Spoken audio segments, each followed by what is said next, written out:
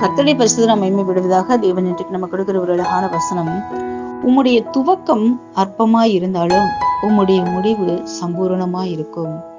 ஹல்லேலூயா. பாருங்க, இன்னைக்கு நம்ம துவங்கக்கூடிய ஒவ்வொரு காரியத்திலயுமே சில காரியங்களை நம்ம நேர்த்தியா செய்யணும், இது இப்படி கொண்டு போகணும் அப்படின்னு தான் நினைப்போம். ஆனா அது முடிவுல எப்படி வரும் அப்படிங்கறத நம்மளே நினைச்சே பார்க்க முடியாது. ஒரு கல்யாண காரியமா இருக்கட்டும், ஒரு வீடு கட்டுற காரியமா இருக்கட்டும், நம்ம ஒரு பட்ஜெட் போடுவோம், ஆனா அங்க பாத்தீங்கன்னா அது வேற மாதிரி வந்து நிற்கும். சோ இன்னைக்கு ஆண்டவர் உங்களுக்கு கொடுக்குற ஒரு அழகான வாக்குத்தத்தம் பாருங்க. நீங்க எப்படிதான் ஒரு அற்பமான துவக்கத்துல நீங்க துவங்கினாலும் ஆண்டவர் அதனோட முடிவை சம்பூரணமா, பரிபூரணமா, ஆசீர்வாதமா முடிக்க போறாருங்க. நீங்க ரொம்ப கவலையோட இருக்கக்கூடிய எந்த காரியமா இருந்தாலும், திருமண காரியமா, குழந்தை காரியமா, வேலை காரியமா, எதுவா இருந்தாலும் சரி, கர்த்தர் இந்த நாள்ல துவங்கிட்டீங்க. ஆனா அதை ஆசீர்வாதமா முடிக்கிறது தேவனோட கிருபை.